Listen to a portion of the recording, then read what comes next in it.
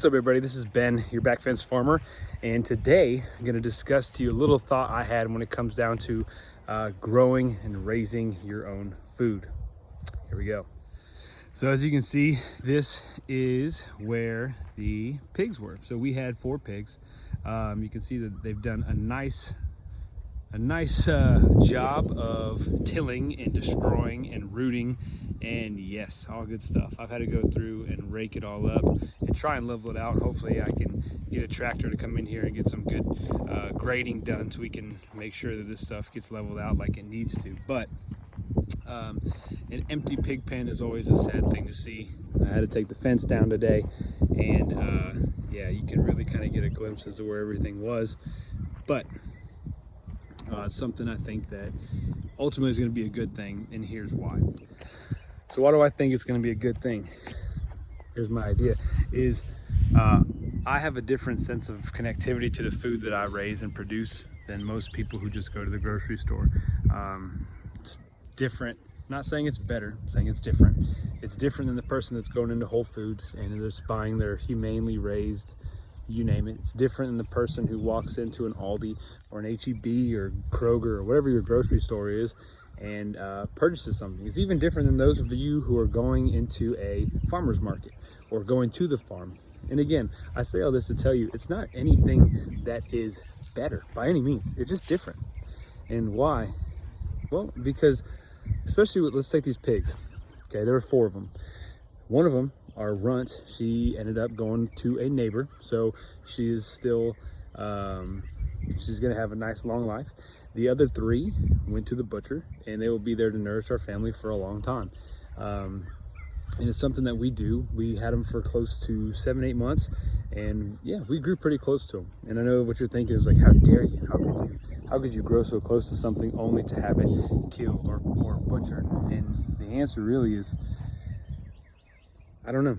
It's tough. It's something that you think about. It's something that as you make that drive to the processor, that it just kind of sits in the back of your mind as, okay, this feels weird.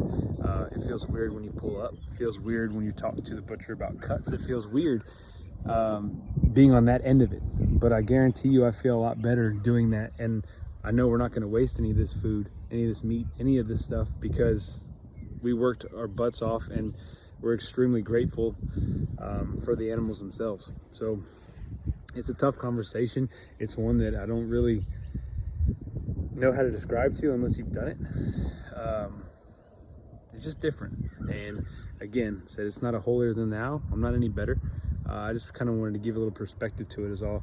Is when you make that drive and when you pull up to the butcher, it's not something that I take lightly, or my wife or my, even my kids. We've had those conversations about what's going to happen with the animals that we raise, the animals that we walked out and fed scraps to every day. It's tough, but I think a lot of it that comes back into the concept of when I walk into a grocery store and just find packaged meat that says it's humanely raised or was grass-fed or whatever it is, I have no connectivity to that meat, so I can waste it. I can dispose of it, not think twice about it. I've done a lot of videos on the Back Fence Farm Instagram page regarding food waste and how I am a big I'm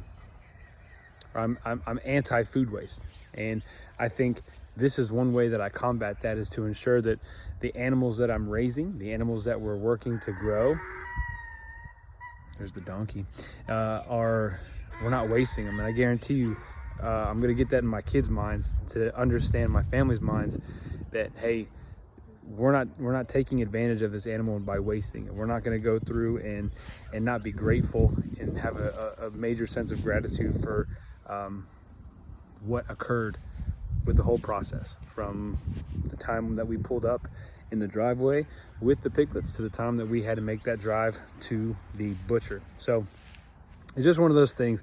There's a connectivity there that I think that a food producer has that a lot of people won't understand unless you get to that point. And for those of you that have gardened or even raised a tomato in a pot, I think you might have a sense of understanding as the amount of time that you put into it and the amount of effort that you put into it, you feel a greater sense of connectivity to the food. And food is an intimate process. You guys, we eat 3 times a day unless you're an intermittent faster, right? And you go through and you're trying to make sure that what you're doing is putting quality food into your body for the most part. And it's an intimate deal. When we sit down at family dinner on Sunday and you go through and the food that you have cooked and prepared and you have laid out, and you've worked so hard to, it's an intimate thing. The recipes that were passed down from grandparents and parents, that we get to then share and pass down to our own kids, it's intimate. And the food industry is kind of stolen. I don't want to say stolen, because we've given it up. We've given up some of that intimacy just for quick prepackaged foods that I know I love. I love Cheetos, let's be honest. Oreos, fantastic. Pringles, once you pop, the fun don't stop. All that good stuff. So I say all that to tell you that I am not any better than anybody, and I'm not trying to come across that way. But I'm here as a representative from the food producing community to tell you that food production is not something that we take lightly. Not at all. And I'd like to maybe one day sit down and have conversation with a group of farmers that we could go through and put on a video to say, hey, look, what goes through your mind when you make that drive? What goes through that mind when you peg this animal to get processed on this date? You know, it's tough. So episode, whatever this is, 6, came back with a bang, right? No cute animals. You know what? Let's salvage this thing. Let's find some cute animals. Let me see what I got. All right, here we go. We'll lighten the mood here. Here's the cows. They got some fresh grass. It's been fun. There's Maple. That is our head lady out here. Raleigh the bull. We got, let's see, Olivia and Wren. And then of course I couldn't go anywhere without these two.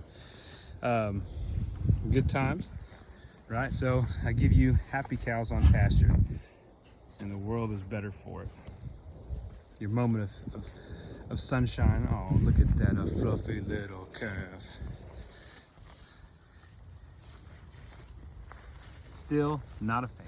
So again, food production, not always light and fluffy. I wish it was.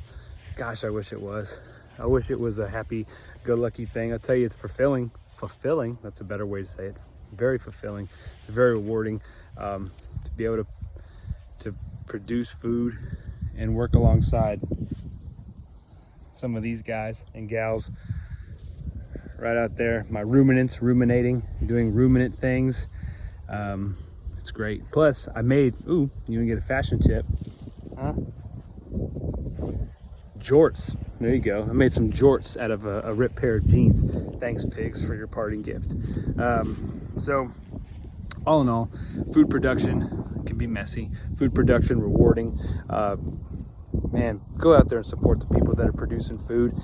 Go to your local farmers market. Go to the websites. Go whatever it is you need to do.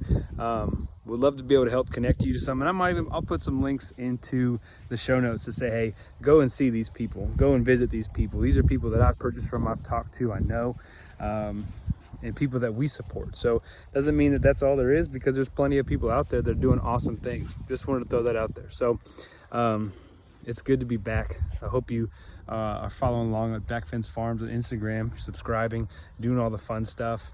You guys are awesome. Appreciate you guys watching. See y'all.